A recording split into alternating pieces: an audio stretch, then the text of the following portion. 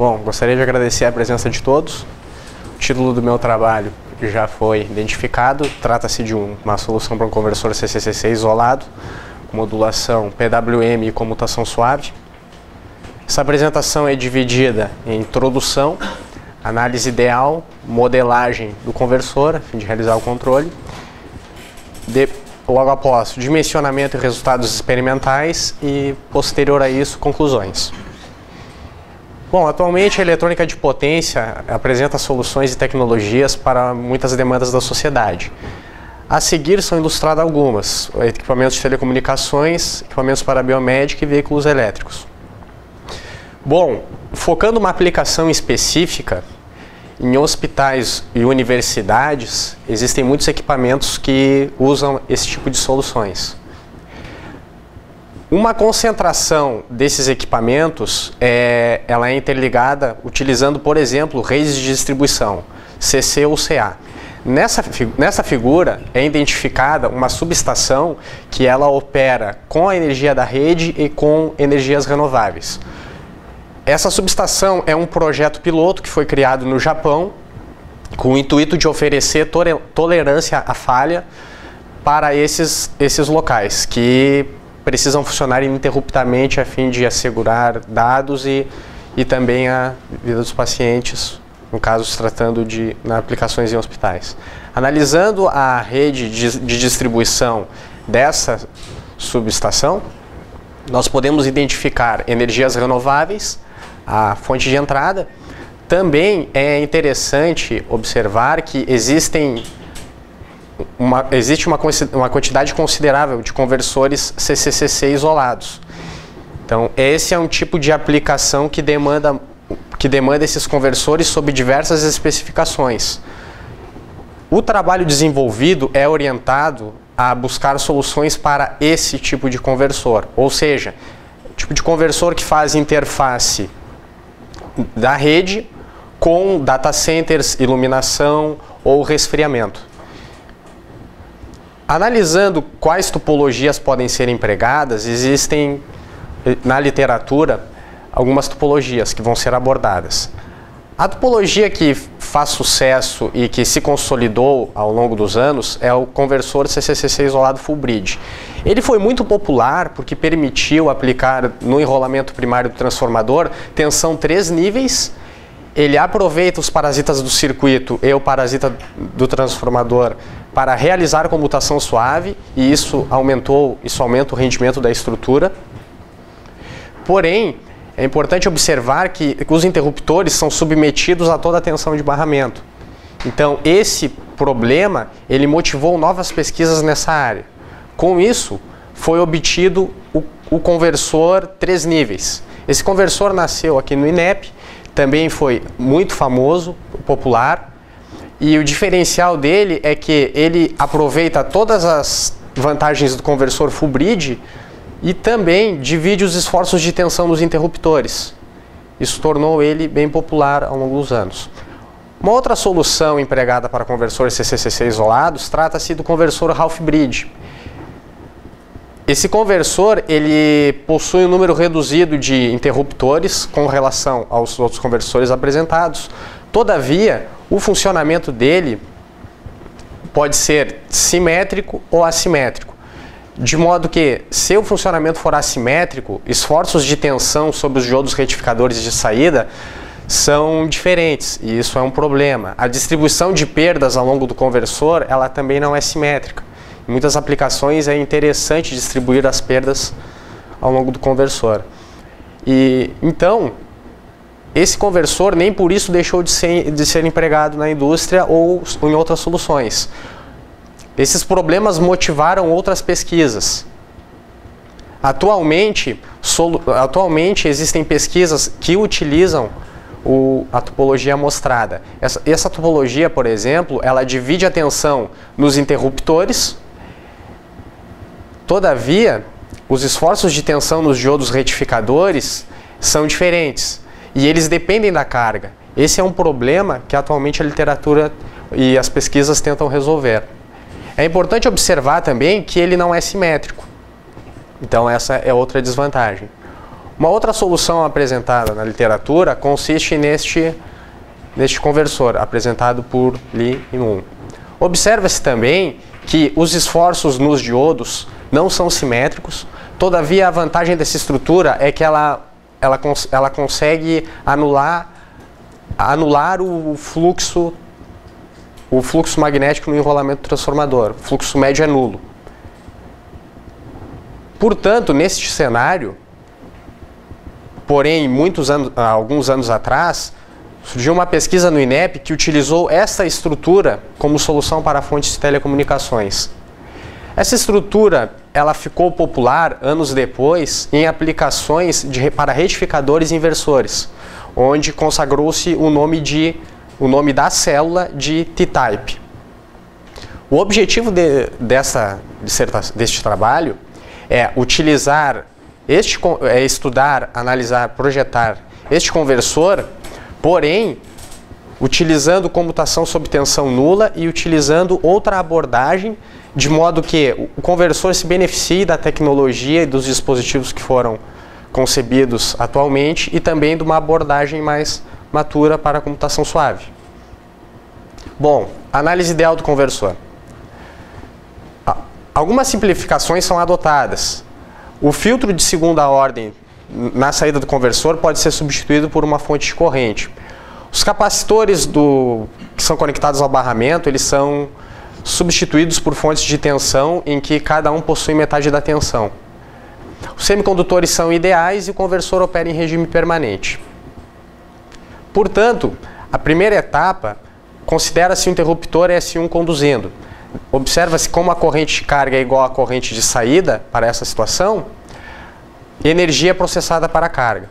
No momento que o interruptor S1 bloqueia, o interruptor S3 previamente comandado assume a corrente de carga. Todavia, nesse instante, considera-se que uma pequena diferença entre a corrente no enrolamento primário e a corrente do retificador faz com que essa corrente se divida entre os diodos retificadores, de modo que a diferença de potencial no enrolamento primário é nula. Todavia, como o conversor é ideal, a corrente fica circulando e o terceiro nível de tensão, ou seja, o nível 0, é aplicado no enrolamento primário do transformador. No momento que o interruptor S3 é comandado ao bloqueio, o diodo D2 assume a corrente e a energia armazenada nessa indutância ela é retornada para a fonte. Portanto, quando a energia for nula, a corrente inverte o sentido e o interruptor S2 entra em condução. Todavia, os diodos retificadores permanecem ambos conduzindo. A partir do momento que a corrente na carga, a corrente neste indutor for igual à corrente na carga, processamento de energia ocorre novamente. Este indutor que cumpre o papel e que está no caminho do processamento de energia, ele é representado por este indutor externo LR, que corresponde à soma das indutâncias parasitas com a indutância de dispersão do transformador. Portanto, equacionando para a tensão no indutor, a corrente no indutor durante os instantes em que não ocorre o processamento de energia e a tensão média de saída, é possível obter o ganho estático desse conversor. O ganho estático é importante observar que ele é equivalente ao ganho estático do conversor full bridge e do conversor T níveis. A diferença neste caso baseia-se na tensão aplicada no enrolamento primário, que é metade da tensão. Então a perda de razão cíclica vai ser maior neste conversor. Uma vantagem deste conversor é que o ganho estático ele é linear e isso traz muitos benefícios, sobretudo na hora de fazer o controle. Então este termo é denominado como perda de razão cíclica. É importante agora, como se deseja obter comutação suave, analisar a comutação. A primeira comutação avaliada é a comutação em que S1 recebe o comando de bloqueio e S3 entra em condução. Essa comutação é classificada como não crítica. Ela é não crítica porque momentos antes da comutação a corrente de carga é igual à corrente no indutor ressonante. Dessa forma, a energia armazenada no indutor do filtro de saída ela é utilizada nessa comutação, de modo que a corrente durante a comutação pode ser considerada constante. Então, o cenário da comutação é o seguinte: nós temos tensão no interruptor 1 nula, tensão no interruptor 2 é a tensão do barramento, e deseja-se fazer a comutação de S1 para S3. No momento que S1 é bloqueado, a corrente se divide entre os capacitores parasitas, que estão em paralelo com os interruptores. Dessa forma, a tensão no interruptor S1, que era 0, ela sobe para V1 sobre 2. A tensão sobre o interruptor S2, ela decai de V1 para V1 sobre 2. E a tensão no interruptor S4, ela decai de V1 sobre 2 para 0. Portanto, quando o interruptor S4 for comandado, ele vai entrar em condução com comutação suave. Todavia, quem entra em condução devido ao sentido da corrente é o diodo. Então, no momento que ele entrar em condução, que é no próximo meio período, ele já entra com comutação nula. Neste caso, o interruptor S3, ele já havia tensão nula sobre ele, ele entrou em condução com computação sob tensão nula. Nessa situação, em que o interruptor S3, D4, em que o diodo D4 está em condução, o interruptor S3 pode ser acionado, mas não durante a computação. Portanto, a fim de calcular a duração dessa comutação, como o filtro de saída está presente e a corrente durante a computação é constante, a duração de tempo pode ser obtida através dessa expressão, em que, isolando para o tempo, obtém-se a seguinte expressão. Agora será analisada a comutação de S3 para o interruptor S2.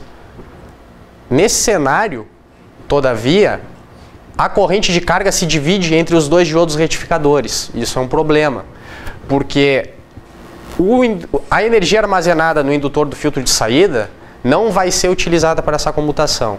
Então essa comutação é dita crítica, porque a energia armazenada do indutor ressonante, ela deve ser suficiente para descarregar os capacitores parasitas.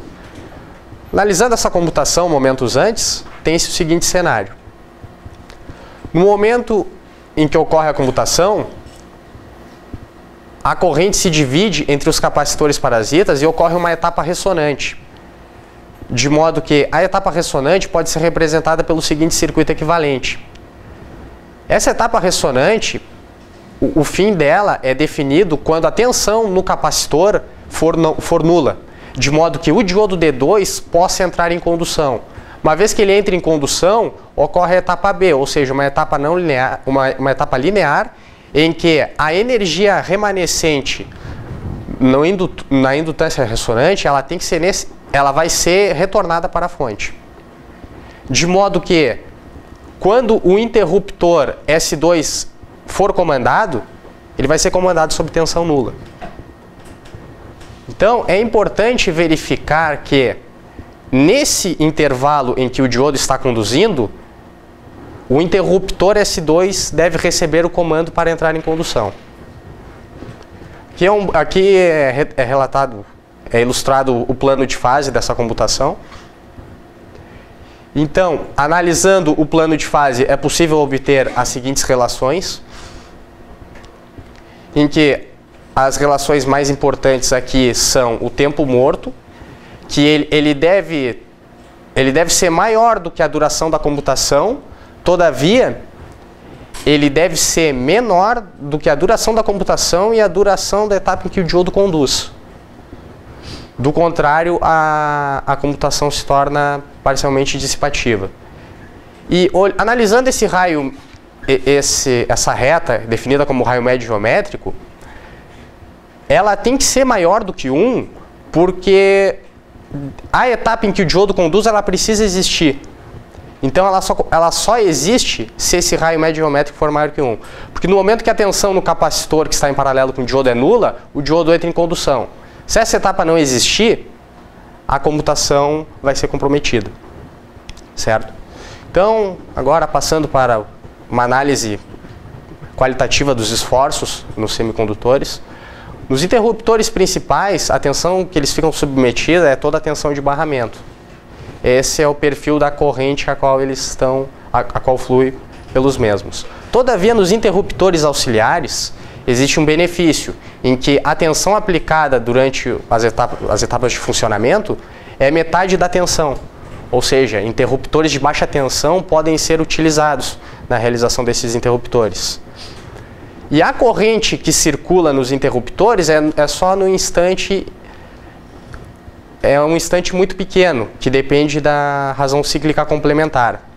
Desta forma, se for comparar os esforços de corrente eficaz nestes interruptores, dependendo da razão cíclica, a corrente eficaz normalizada, no caso, que circula em um interruptor principal, ou seja, que circula nesse interruptor ou nesse interruptor, ela pode ser até 3 vezes maior do que a corrente nos outros interruptores. E essa é uma vantagem atraente em algumas aplicações. Portanto, agora serão abordados alguns aspectos sobre a modelagem do conversor. O objetivo é obter modelos de pequenos sinais, função de transferência e para controlar, no caso, a tensão de saída. Aqui nós temos o diagrama de bloco, uma função de transferência que faz o condicionamento do sinal e lê a tensão, compensador, função de transferência do modulador, e a função de transferência que nós queremos obter é essa aqui, que é a função de transferência do conversor. Então, algumas simplificações neste caso foram adotadas. A primeira delas é a ondulações de tensão dos capacitores e corrente nos indutores foram desprezadas. Dessa forma, elas ficam isentas de ondulações e também a perda de razão cíclica, inicialmente ela será desprezada. Ela será incorporada no modelo obtido a partir dessa análise. Essa análise ela corresponde à análise de valores médios quase instantâneos.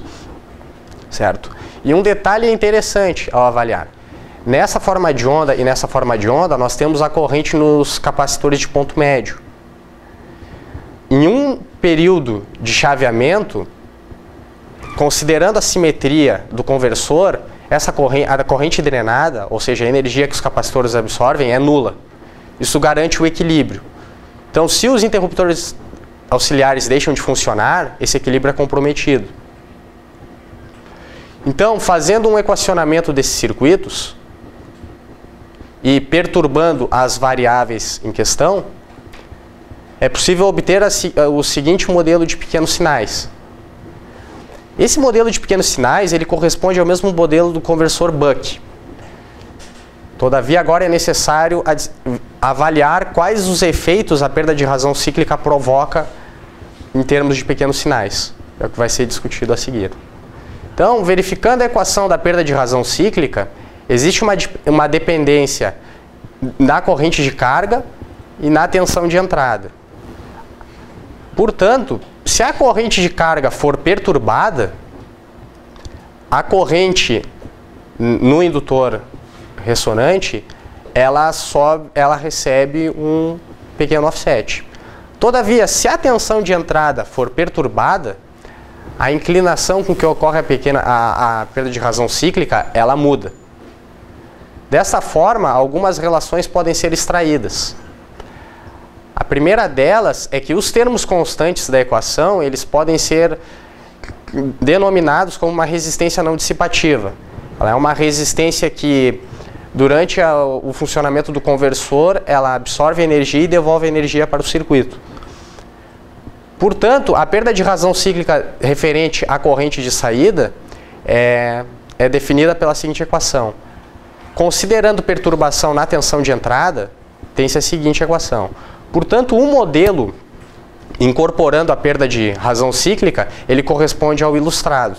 Este modelo é equivalente ao modelo do conversor full bridge, com algumas modificações. A principal delas é que a tensão aplicada no enrolamento primário é metade.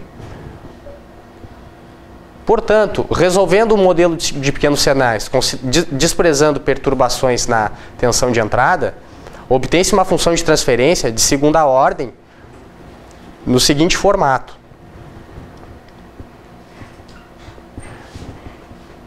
neste trabalho foi considerada implementação digital, todavia serão demonstrados apenas os resultados dessa função de transferência, uma vez que já são bem dominadas na literatura e foram referenciadas. Então, considerando um sensor de tensão, essa é a função de transferência, considerando um filtro também. O atraso do modulador PWM, o atraso total, pode ser classificado pela seguinte função de transferência. Portanto, a função de transferência em laço aberto é apresentada nessa figura. Então, a função de transferência em malha aberta do conversor, ela tem um termo de segunda ordem, uma ressonância, e ela corresponde à seguinte figura. Na letra A e na letra B, ela não foi compensada. A fim de ilustrar um exemplo, colocou-se um compensador proporcional, integral, com discretização de binomial, ou seja, de Tustin, e a função de transferência, a função de laço aberto, foi plotada em magnitude e fase a seguir. Então, por simulação, obteve-se a seguinte resposta ao degrau, considerando um degrau de 50%, em que nessa figura tem-se o comportamento da tensão de saída, nessa figura demonstrou-se a tensão de controle, considerando tensão de 60 volts na carga. Agora serão ilustrados o dimensionamento e os resultados experimentais obtidos com a análise. Bom, basicamente essas especificações, potência de saída 3 kW, tensão de saída 60 volts, tensão de entrada 400 volts, foram baseadas em especificações já utilizadas na literatura e focando fontes de telecomunicações, por exemplo. A frequência de computação adotada foi 50 kHz e a faixa em que se deseja a comutação suave é de 20 a 100% da potência na carga. Portanto, isso leva a uma corrente mínima de 12,5 amperes. Então, sob essa corrente, a comutação deve ser assegurada. O ganho estático escolhido e a razão cíclica escolhida, a razão cíclica foi elevada porque se deseja o benefício de reduzir a corrente no interruptor bidirecional, a fim de aprimorar um pouco o rendimento. Então, o próximo cálculo reside em obter a indutância mínima para assegurar a computação suave nessa faixa de carga. Portanto, para essas especificações, a duração da comutação crítica foi avaliada em 140 nanosegundos. O tempo morto máximo foi obtido como 220 nanosegundos. O valor da capacitância que tem que ser associada em paralelo com os interruptores é 1,4 nano para 220 nanosegundos. Caso se deseja obter um tempo morto maior, pode-se aumentar a capacitância. Um outro caminho é aumentar o indutor ressonante. Todavia, a perda de razão cíclica aumenta, isso pode ser um problema, uma vez que aumenta a circulação de reativos no conversor. Neste trabalho foi utilizado um tempo morto de 200 nanosegundos. Tendo em vista que esse é o tempo morto máximo, foi acionado um pouco antes o interruptor para garantir a comutação suave. Então, com essas especificações preliminares, é possível dimensionar o restante dos componentes. Os interruptores empregados possuem resistência a 100 graus de 0,14 ohms, sendo que o interruptor principal ele é capaz de suportar uma sobretensão de 700 volts. O interruptor auxiliar ele suporta 400 volts. Tendo em vista que a tensão no barramento é 400 volts, metade da tensão é 250. Todavia, não é recomendado trabalhar com esse tipo de tensão, com esse tipo de preciosismo, uma vez que parasitas no circuito podem provocar sobretensões que não estão previstas no modelo. Então, nos retificadores de saída, optou-se por utilizar diodos Schottky. Queda de tensão é pequena e também a recuperação reversa é menor, é reduzida nesses diodos. Bom, o indutor ressonante foi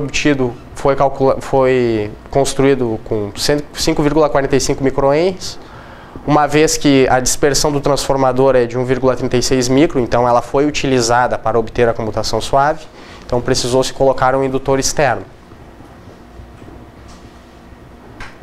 Esse corresponde ao diagrama do conversor implementado, em que o modulador foi concebido utilizando o microcontrolador da Texas, e é importante verificar que nesse esquemático foi utilizado um grampeador, porque esse tipo de conversor CCCC isolado, ele possui sobretensão nos diodos retificadores.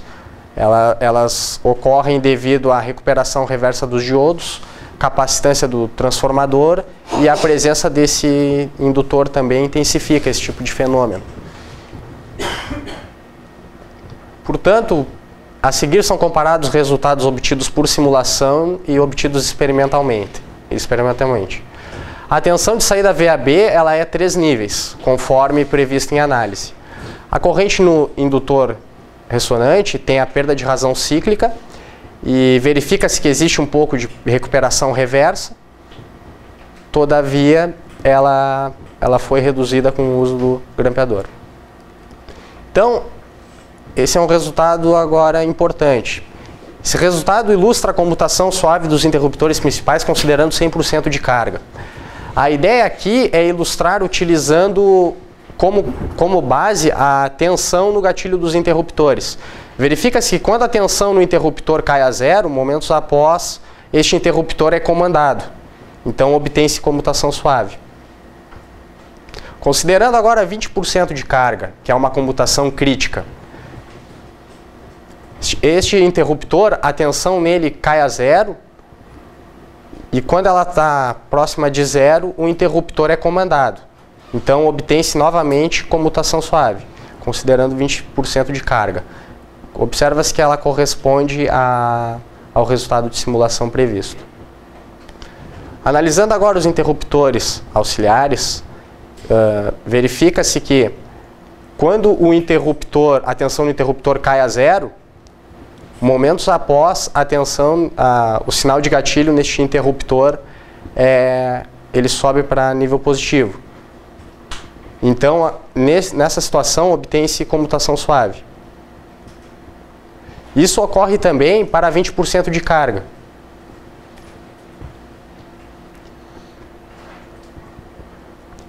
Nessa figura, ilustra-se a tensão em cada diodo retificador e a tensão na carga. A tensão na carga foi 60 volts. Observa-se que o grampeador atuou.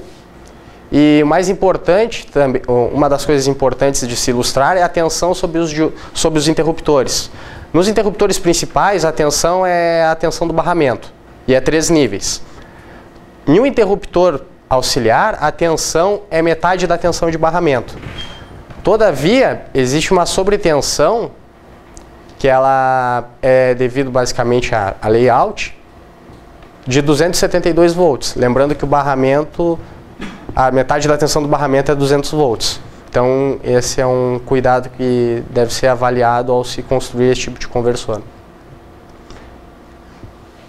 Portanto, a característica de saída obtida experimentalmente, ela demonstra que o ganho estático do conversor é linear e a perda de razão cíclica ela fica claramente evidenciada, uma vez que com a redução da corrente na carga, a tensão ela começa a subir. No protótipo montado em laboratório foi obtido um rendimento máximo de 95,2% e a plena carga 93%. Uma análise qualitativa das perdas no conversor foi elaborada a fim de verificar onde se concentra a maior perda. Portanto, verificou-se que nos semicondutores obtém-se a maior perda de energia. Agora, examinando a perda nos semicondutores, nós temos o gráfico ilustrado em que a maior fonte de perdas é perdas por condução. Como esse conversor ele é uma variação do conversor half-bridge, esse comportamento também existe no half-bridge. Todavia, em um interruptor auxiliar, a perda é bem inferior. Verifica-se também que as perdas por comutação são elevadas nesse conversor. Todavia, a comutação suave foi efetuada e essas perdas são minimizadas e podem ser desprezadas. Bom, partindo agora para as conclusões, verificou-se que o conversor TT ZVS-PWM ele possui as seguintes características: comutação suave, integração dos parâmetros no funcionamento do conversor, tensão com 3 níveis no enrolamento primário, modulação PWM, operação simétrica, mesma característica de saída dos conversores 3 níveis e full bridge. Bom, a tensão do interruptor auxiliar é metade da tensão de barramento, foi obtido um rendimento de 95,2%. Com essas características, esse conversor ele consegue resolver muitos problemas existentes no conversor half bridge. E ele pode ser visto como um conversor half bridge simétrico, sem os outros componentes semicondutores ou magnéticos empregados, como nas outras referências. Bom, da minha parte era isso. Passo a palavra ao professor Ivo.